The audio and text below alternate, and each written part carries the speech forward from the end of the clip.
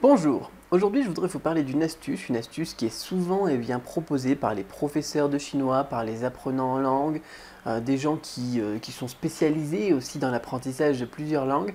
C'est l'idée de mettre des post-it un petit peu partout dans la maison avec, sur ces post-it, les termes correspondant aux objets donc, de la vie courante donc dans la maison. Par exemple, la porte, la fenêtre, l'ordinateur. Donc, la première chose qu'il faut se dire, je vais vous expliquer un petit peu comment ça fonctionne et comment le faire de manière efficace. La première chose qu'il faut se dire, c'est qu'est-ce que je vais mettre, quel est le vocabulaire que je vais utiliser. Par exemple, le trépied de l'appareil photo, c'est pas quelque chose qui va être forcément intéressant à retenir dans un premier temps, parce que c'est pas un terme fréquent, c'est pas un des termes les plus utiles dans la vie de tous les jours, tandis que la porte, la lampe, la fenêtre, c'est des choses qu'on utilise au quotidien. Est-ce que tu peux éteindre la lumière? Est-ce que tu peux ouvrir la porte? Ferme la fenêtre, il y a des moustiques qui rentrent, etc., etc. Donc, je vais vous expliquer un petit peu comment sélectionner ces termes, déjà dans un premier temps, et ensuite, je vais vous expliquer aussi comment aller plus loin. Comment faire aussi les post-it? Parce que c'est bien beau de dire oui, il faut faire des post-it, mais qu'est-ce que je vais écrire sur mon post-it? Est-ce que je vais mettre le caractère? Est-ce que je vais mettre le pinyin? Est-ce que je vais mettre le français? Comment est-ce que je vais faire pour que ça soit efficace? Là aussi, je vais vous donner les meilleures astuces donc, pour bien mettre ça en pratique. Dans un deuxième temps, on peut aller encore plus loin, parce que c'est très pratique cette méthode. Pourquoi? Parce qu'elle ne demande pas d'effort pour retenir le vocabulaire. C'est-à-dire que quand vous allez passer à côté de l'interrupteur, par exemple, de la lampe du salon, vous allez voir dessus, lampe, voilà, ou bien lumière, voilà. Et ça ne va pas vous demander d'effort de passer, d'allumer la lumière et puis de voir un post-it en même temps. Mais ça va vous permettre de retenir très facilement parce que ça va être super fréquent le terme de vocabulaire. C'est pour ça que je dis que c'est indolore quoi, comme apprentissage. Ça va se faire tout seul. Alors, si on peut avoir du vocabulaire, j'ai envie de dire gratuit, comme ça, qui s'inscrit tout seul dans notre cerveau avec la répétition sans effort, autant l'utiliser, n'est-ce pas? Donc, bien évidemment, il y a souvent des objections en se disant tiens, oui, je vais pas redécorer ma maison de post-it, ça va faire un petit peu bizarre, ou bien alors, mais qu'est-ce que j'écris sur une post-it, etc. Toutes ces interrogations, toutes ces objections, je vais les traiter aussi avec vous.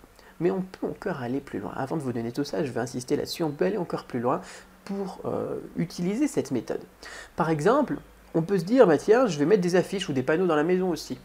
En écrivant par exemple, je ne sais pas moi, dans le salon, éteignez la lumière quand vous n'êtes pas dans la pièce. Voilà. C'est quelque chose qu'on voit dans les salles de classe en Chine, moi j'avais ça à l'université de Fudan à Shanghai, et qu'on voit tous les jours et puis qui reste. Et en plus c'est du vocabulaire, encore une fois, utile, faire des économies, la lumière, éteindre, etc. On peut aller plus loin encore, donc en mettant d'autres affiches, bien évidemment, je sais pas moi, faites attention à l'eau sur notre planète dans la salle de bain, ou bien alors d'autres choses, bienvenue dans l'entrée. On peut aussi faire ça à l'oral. Ça, c'est très important. Et s'il n'y a pas beaucoup de gens qui le font. Par exemple, à chaque fois que vous décrochez le téléphone, vous dites allô en chinois. C'est quelque chose qui ne change rien, parce que quand on décroche le téléphone, au final, si on dit allô, c'est juste pour mettre un son et pour indiquer qu'on a décroché le téléphone à son interlocuteur. Si vous le dites allô en chinois, oui, ça ne va pas être gênant du tout. Par contre, à force de l'utiliser, vous n'allez plus jamais l'oublier. Et puis, en plus, ça va être contagieux. Moi, j'avais un ami qui faisait ça avec le japonais à chaque fois qu'il décrochait son téléphone, mais il faisait moshi moshi. Et alors, je peux vous dire que moi, plus jamais, j'oublierai comment est-ce qu'on dit allô en japonais. C'est du vocabulaire gratuit qui ne m'a pas demandé d'effort, tout simplement parce qu'à chaque fois que je passais un coup de fil, ou bien alors que je voyais mon ami téléphoner, il disait moshi moshi. Donc là aussi, utilisez cette technique à l'oral à un maximum. Vous pouvez saluer, dire merci à chaque fois, ou bien alors quand vous trinquez, dire ganbei, ganbei qui veut dire, je sais pas moi, chin chin ou je sais plus quoi en français, quand vous trinquez, ganbei cul sec au final. Et puis ça vous permet d'apprendre, enfin ganbei c'est vert sec plutôt, ça vous permet d'apprendre le terme sec et le terme vert sans effort là encore, et puis vous allez pouvoir l'utiliser fréquemment tous les dimanches au repas de famille, tous les samedis soirs lorsque vous faites la fête, tous les jeudis ou je sais pas quoi.